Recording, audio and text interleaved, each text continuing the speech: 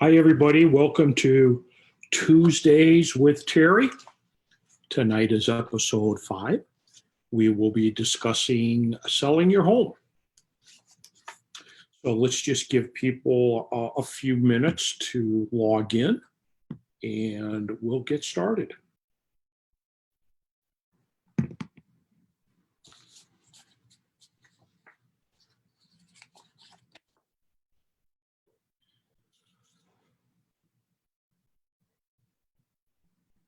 And these episodes are basically taped and they are available on Facebook Live. They're available on Facebook on our real estate Facebook page, South Florida Property, www.facebook.com, South Florida Property. They are also available on YouTube, on our YouTube channel, South Florida Property. So if you miss an episode or you want to, check something out, like the down payment assistant episode was pretty popular. A lot of people went back and looked at it after it aired. So we're going to go ahead and get started. Tonight, we are talking about selling your home. And of course, this is what you want to see in your yard if you put your house up for sale. And you want to see it quickly. So once you've made a decision to sell, the first thing you should do is pick out a realtor to list and sell your house. Unless, of course, you want to do for sale by owner, which we'll discuss in a couple minutes. And when you choose a realtor, it should be somebody that you feel comfortable with, somebody that you believe knows the area, knows the market, and can work well with you. So speaking of the market, let's talk about the market a little bit, because the market is changing somewhat. As you can see from this slide, we have less inventory. So generally speaking, we have less inventory, which can mean that prices may increase if there is a demand and less inventory. So let's get a little bit more specific, and let's talk about townhouses and condominiums first. You see a lot of negative numbers here, and that's because less people have been putting their house on the market due to COVID-19. And the most important thing, I believe, in this chart is the very last column to the right, months supply of inventory. Usually we look at around 5 months as a sign of stability. It's not necessarily a buyer's market or not necessarily a seller's market. So what we're seeing in here is the numbers are 5 and above in most of our price ranges, except when you get up to the really expensive condos, 400, 600, a million or more. Those are taking a lot longer to sell because there's a lot more inventory on the market, and they're not moving that quickly right now.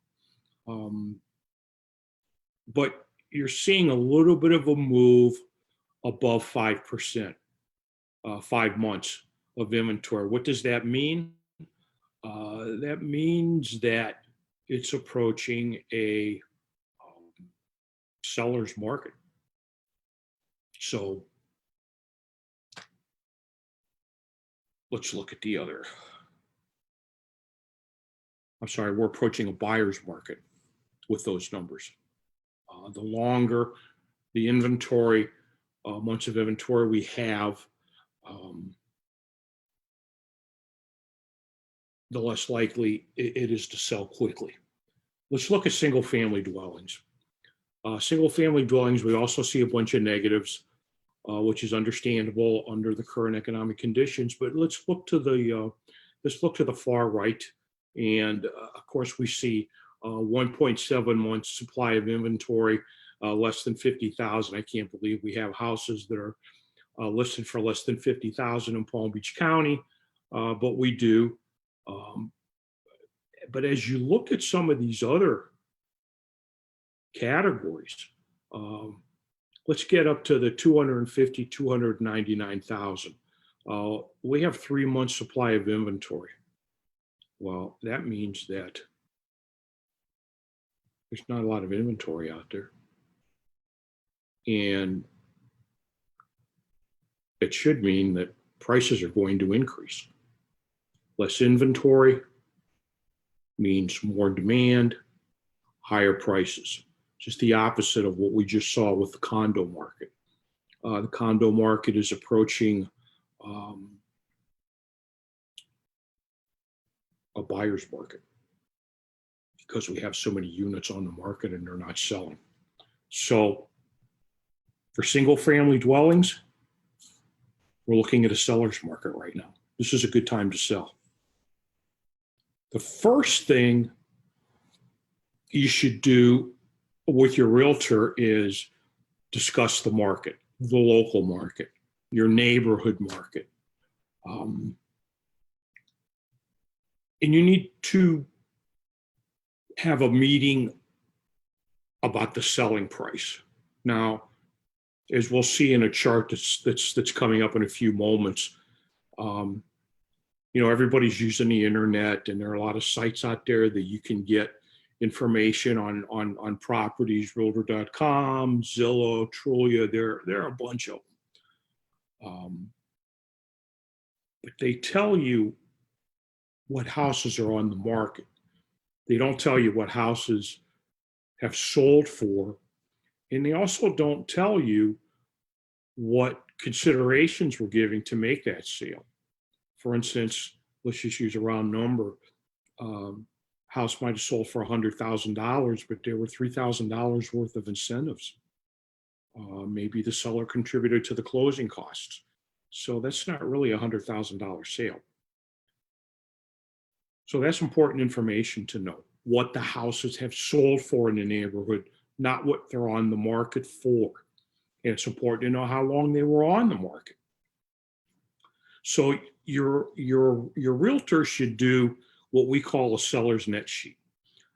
It's an estimate of what the closing costs are going to be to sell your house, what all your expenses are going to be. It's a best guess estimate. It's usually a spreadsheet, and it will give you a final number that is usually pretty close. I like to use this particular seller's net sheet because it has 3 different price ranges on it. So it kind of gives you an idea of what you might walk away with from 3 different prices. And as you can see, this is based on 6% commission, 3% commission to the buyer's agent, 3% commission to the seller's agent.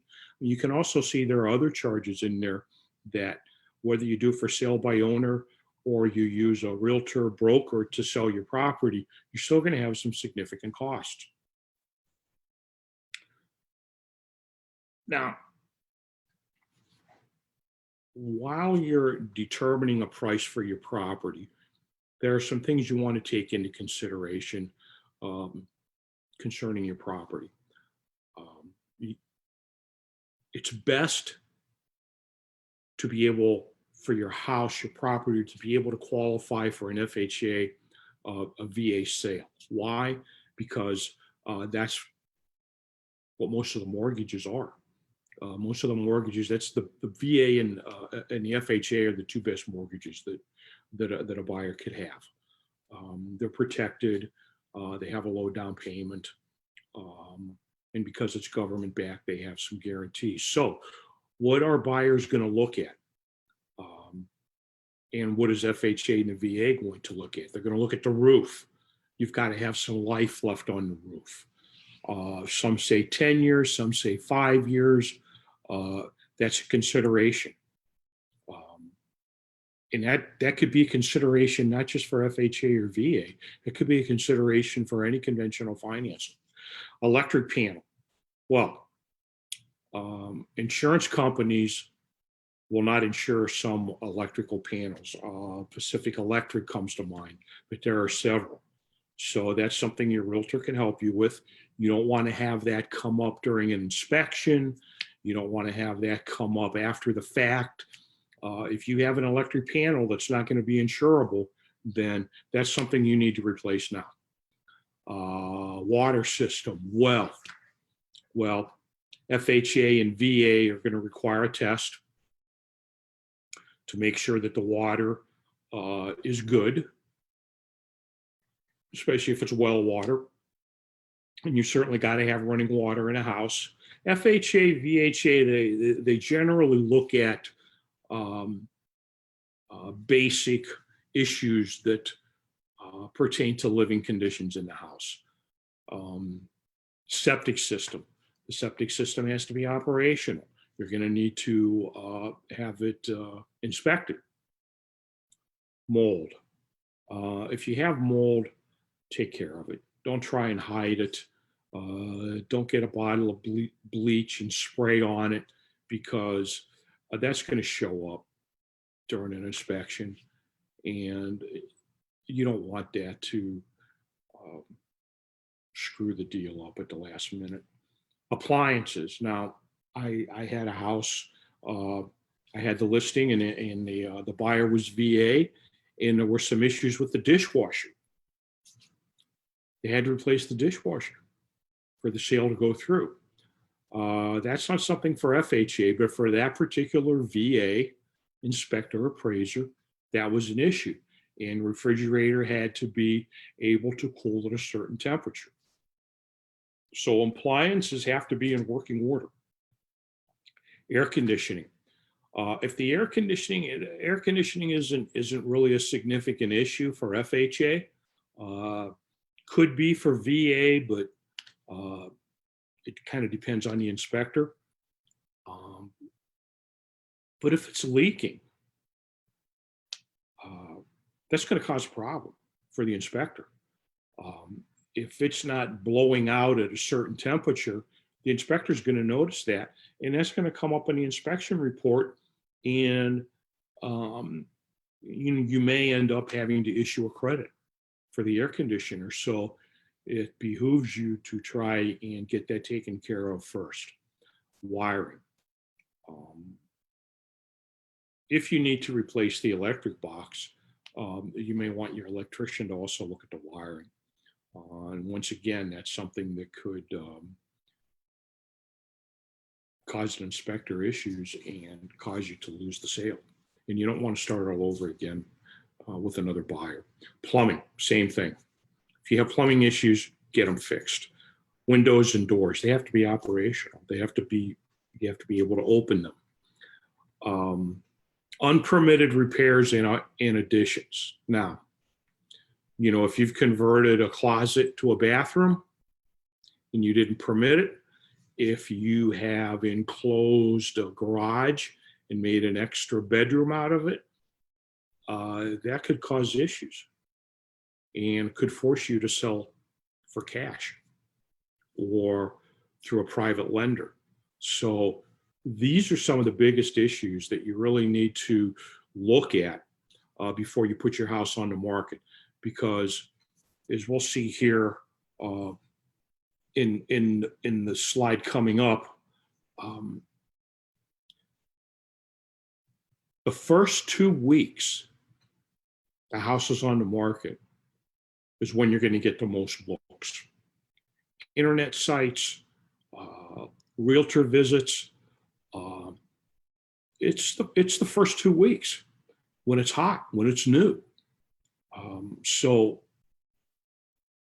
you want to have all your ducks lined up so that when you go on the market and you get some attention early and you get some offers, that you can move ahead with those offers, because you don't want to have an offer, you don't want to accept an offer, then find out that the inspection failed and the buyer either wants concessions or they've decided that they're going to walk away and look for a house that doesn't need any repairs. You want to avoid that. So the longer, as you can see on this, the longer it goes on, the less activity that you're going to see on that house. So it's very important to be prepared to put your house on the market. What are the most common pricing mistakes? Well, pricing it too high. And why are properties priced too high?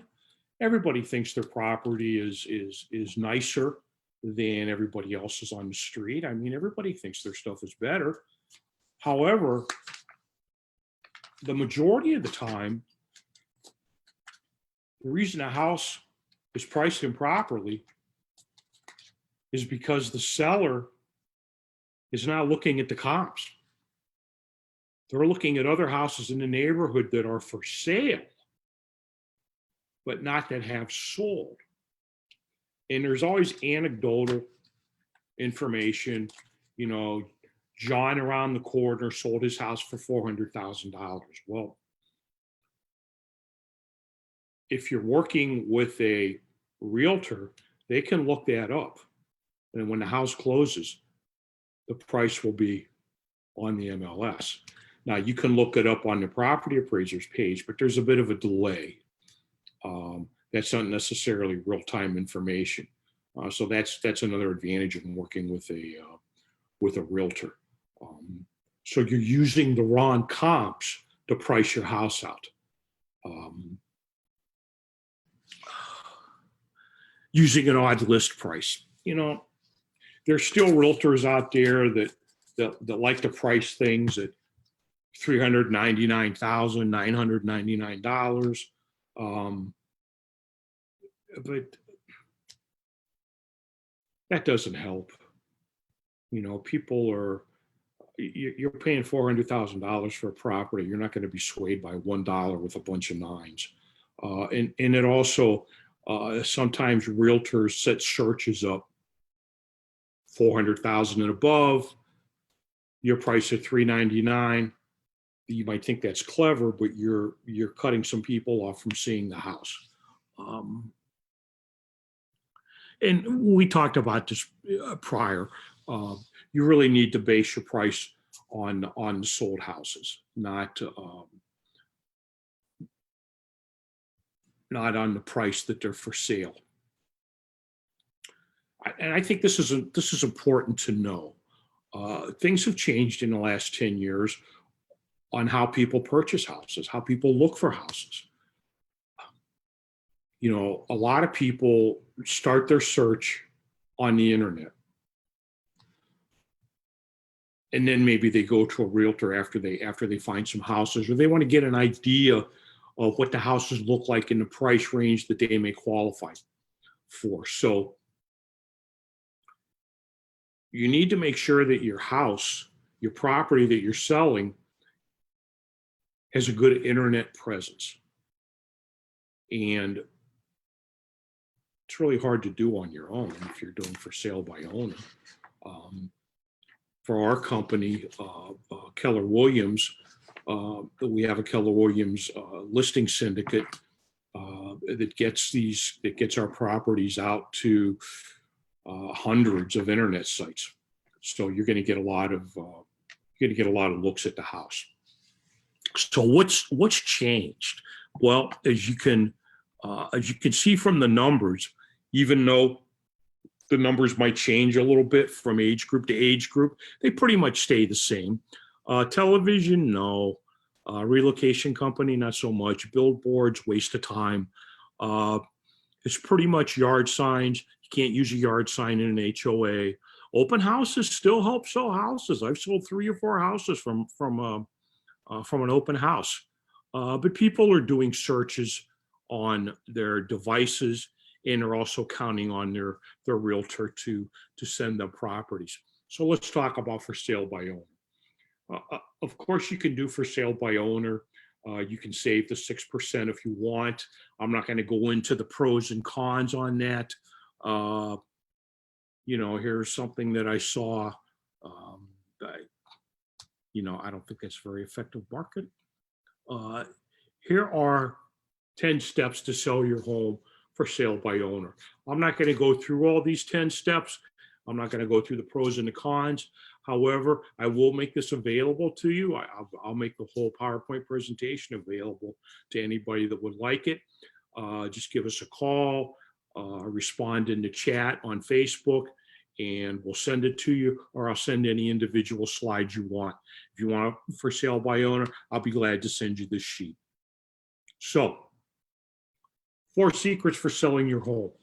They're not really secrets. Curb appeal is the big thing. I mean, I've been out driving with people, and we pull up to the house, and based on the price of the house, based on the neighborhood, based on the pictures of the inside of the house, they were interested in the house.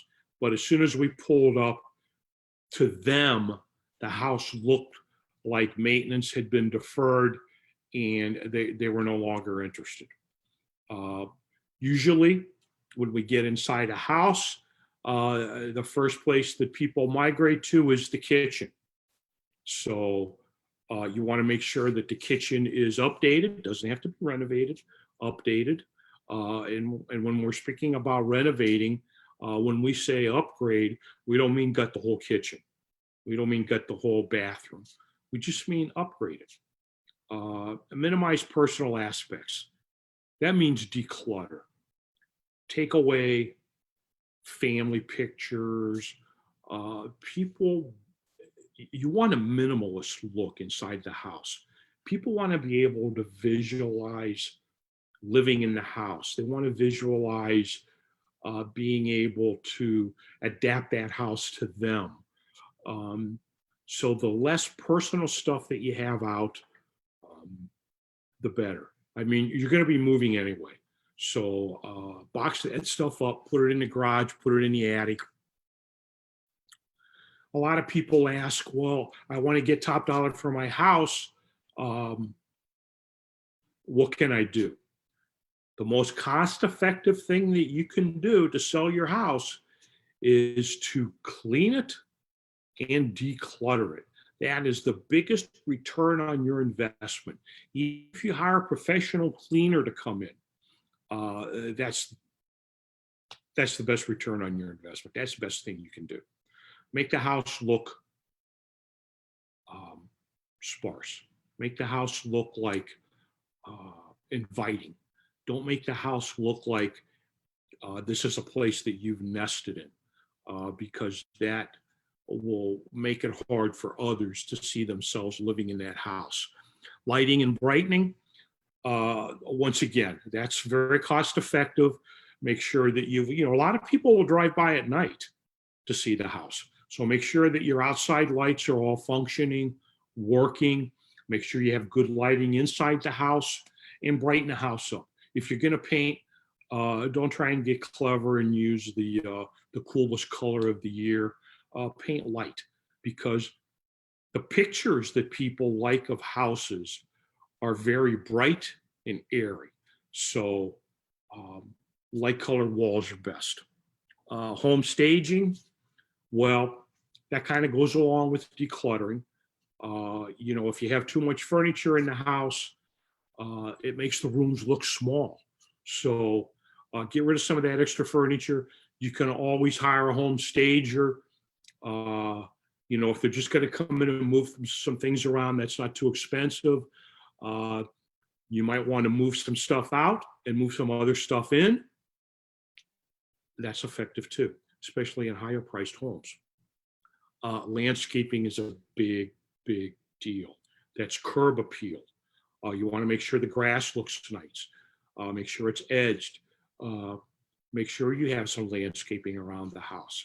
If the palm trees need trimmed, trim them. If the sprinkler needs repaired, repair it. Plumbing and electrical, once again, that's going to come up during an inspection. Inspector's going to come in and test everything. So if you don't have GFI outlets in the bathroom, in the kitchen, go ahead and put them in, because that's going to come up during an inspection. Benefits of landscaping. You'd be surprised how much landscaping can add to a house. Mulch. Now mulch fades. So if you go out and you throw mulch around in all the beds, and especially at this time of the year when it's 100 degrees every day, very sunny, although we've been getting a lot of rain, it's still been, we still get our sunny days. That mulch will fade out quickly. So refresh it.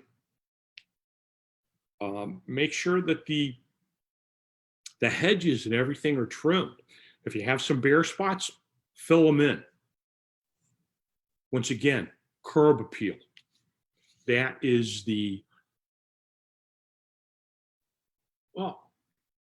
it's the biggest factor to get somebody in the house, especially now.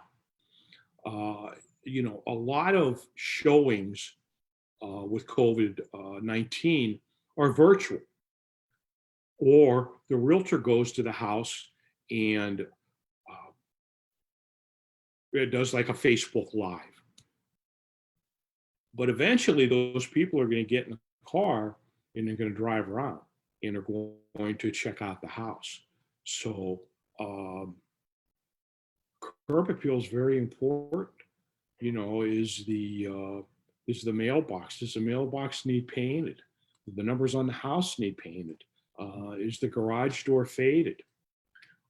These are all important things that help you get the most for your dollar. Now, tonight was just a quick overview of selling your house. On some upcoming episodes, we'll take it and break it down into steps, and we'll get a little bit more in depth. But that's it for tonight. Once again, if you have any questions, please contact us. We'll get back to you. We'll get the answers for you. Thanks for tuning in, and I hope to talk to you soon.